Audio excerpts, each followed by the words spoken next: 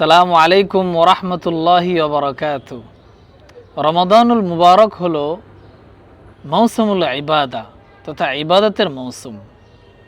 আর এই রমাদানুল মুবারক ছাড়াও আরেকটি ইবাদতের মৌসুম আছে, তা হলো আশরু জিল হিজ্জা তথা জিলহজের প্রথম দশক।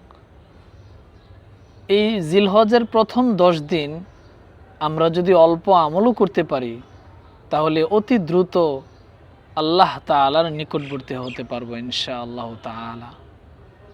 এই জিলহজ মাসের প্রথম দশকে একটি গুরুত্বপূর্ণ আমল হলো, আমরা যারা কুরবানি করার নিয়ত করেছি অথবা কুরবানি করার নিয়ত করিনি তারাও এই প্রথম দশকে আমরা আমাদের শরীরের কোনো পশম, চুল এবং নখ কাটবো না।